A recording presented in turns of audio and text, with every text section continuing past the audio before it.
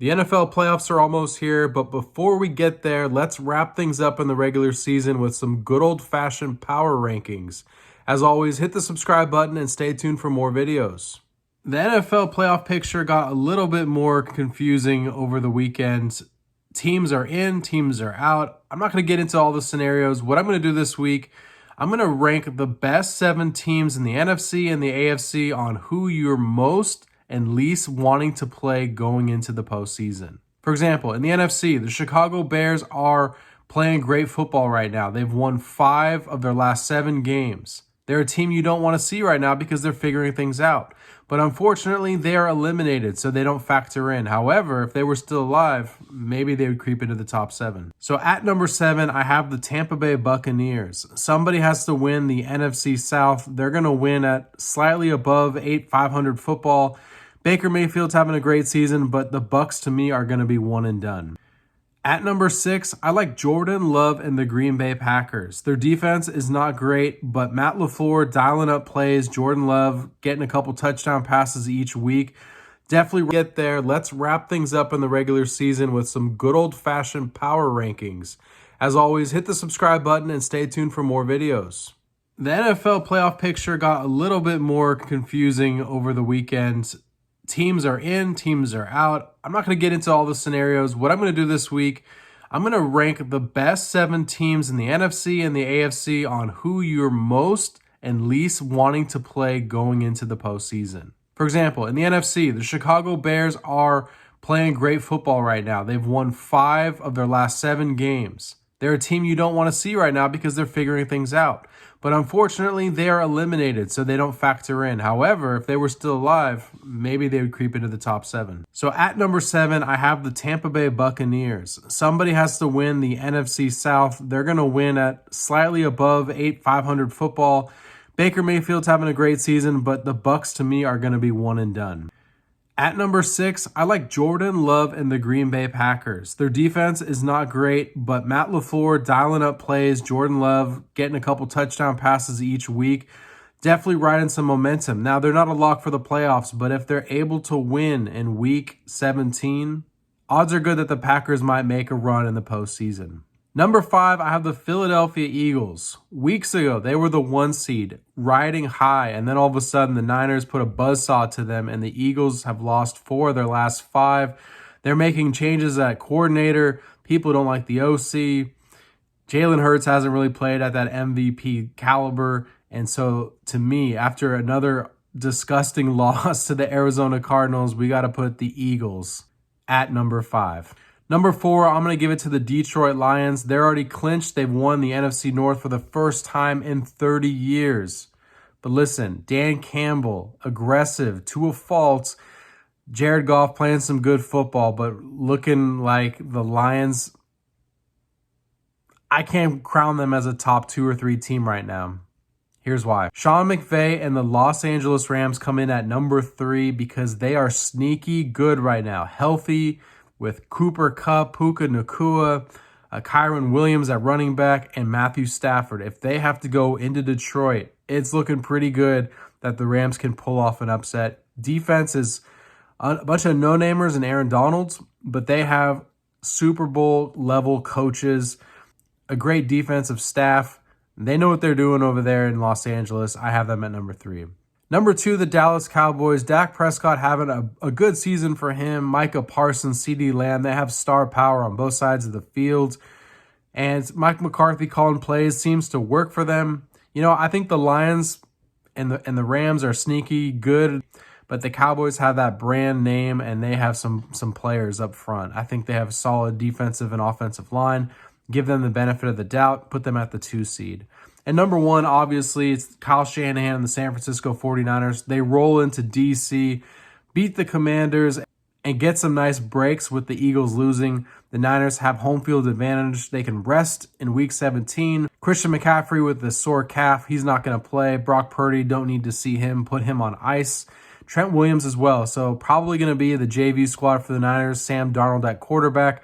But heck of a season for them. The Niners have usually won the Super Bowl when they're the 1 seed or gone to the Super Bowl. So odds are looking good for the Niners to make it through the NFC. But hey, you got to watch out for those Rams, Cowboys, And of course, the Eagles, I don't think they're going to be in the mix. So Rams, Lions, Cowboys, one of those three teams will face the Niners at Levi's Stadium in the NFC Championship game. Let's talk about the AFC playoff picture. These are the 7 teams that you would least want to face in the postseason. Number 7, the Pittsburgh Steelers.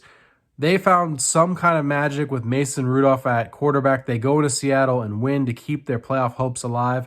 And they're the team that needs like 5 things to happen in the next few days for them to get into the playoffs. So I don't know if they'll make it to the playoffs, but they have a ridiculously solid defense with TJ Watt, Minkah Fitzpatrick. And now that they're figuring things out on offense, if they get in somehow, some way, if Pittsburgh can get into the playoffs, they could do some damage. But it's a tall test for them just to make it. Number 6, I'm going to say the Miami Dolphins, and here's why. They have great offensive firepower. Mike McDaniels calls up some amazing plays. They're a fun watch on Hard Knocks in season. But to me, the defense cannot sustain the way they're going with injury after injury. They lose Bradley Chubb. Xavier Howard is now hurt. And they have an amazingly tough matchup at home, which is great, but against the Buffalo Bills on Sunday Night Football, winner takes the division. The Dolphins could have had the 1 seed. They could have had the 2 seed. They lose this game. They're just barely making it into the playoffs. And I think momentum is not on their side. That's why they're number 6. Number 5, I'm going to give it to the Houston Texans because CJ Stroud. He's, to me, the type of player that can throw for 400 yards in any game. Just somehow, some way, this guy does not get intimidated by the moment. You have DeMeco Ryans, a good up-and-coming defense. The head coach is motivating, going to get this team ready. So if they find a way to get in, I like the way the Houston Texans are playing right now. Notice I didn't say the Jacksonville Jaguars. You know what? The Jaguars are probably on 7 if they win the division. They, of course, have to win out and beat Tennessee. But something to me says the Jaguars could sneakily lose and not make it to the playoffs. So I have the Texans at number 5. 4, give me Joe Flacco in the Cleveland Browns. That defense is dominant. Flacco is making some plays. He'll throw the ball to the other team, but more chances he'll throw it down the field and stretch the defense. I like the way the Browns are built through the offensive and defensive lines. So give me them at number 4, followed by number 3, the Buffalo Bills. The Bills, to me, have the X factor. Josh Allen. When you get into the playoffs, it's all about winning plays, and Josh Allen will have no restrictions. He can run the ball, hurdle people in the open fields. I think Buffalo benefits from having one of the best, if not the best, game changer at quarterback in the league. Similarly, I'm going to go with quarterback play and say Patrick Mahomes and the Kansas City Chiefs are the number 2 most dangerous team in the AFC. I know it's been ugly this year. The Chiefs are not living up to their standard. Give me Patrick Mahomes. Give me Travis Kelce, Chris Jones on defense. They have some veterans in the stable. I like the way the Chiefs know how to win in the postseason. So they, to me, they're going to be the underdog. They're going to have to go on the road. The Chiefs have what it takes to get to the Super Bowl. Lastly, no-brainer. It's got to be Lamar Jackson and the Baltimore Ravens at the 1 spot. They locked down the number 1 seed with a dominant win over the Miami Dolphins, so they'll be cruising, have a bye week. But the Ravens have shown in San Francisco over the Niners and against the Dolphins, they have the best offense and defense against their foes. And I like the way this Ravens team is built, solid up front with some enough playmakers on the outside. I definitely think Lamar Jackson has been shaky in the playoffs, but this is his time. Let's see where he takes it. Honorable mentions, we got to talk about Jim Harbaugh and the Michigan Wolverines. What a win in the Rose Bowl. It wasn't looking great in the second half. The first half, a couple bad special teams plays. Alabama Crimson Tide gets rolling with Jalen Milroe. And, you got to tip your cap to Harbaugh. He's good enough to change programs and take his teams to the ultimate pinnacle games, and he hasn't quite broken through and won. And this was probably the biggest win in his coaching career.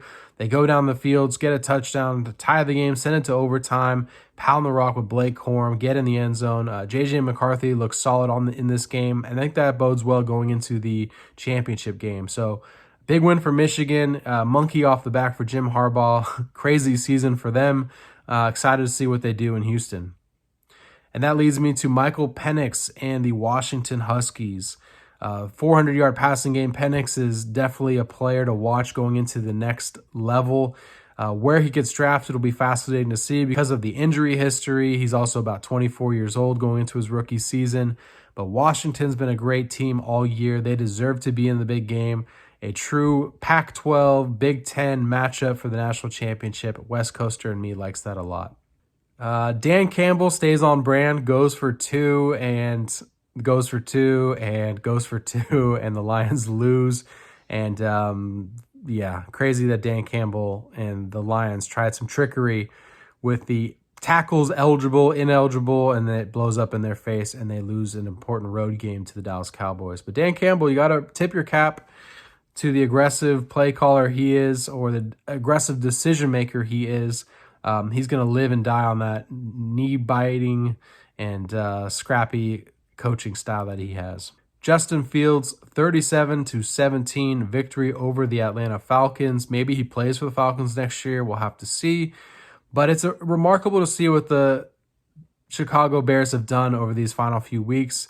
5-2 over the last 7. They've won 4 of their last 5. The locker room galvanized. They're buying into Matt Eberflus. Does he stick around? What are they going to do with the number 1 pick? That's the question. Do they go with Caleb Williams? Do they trade Justin Fields? Do they go with Marvin Harrison?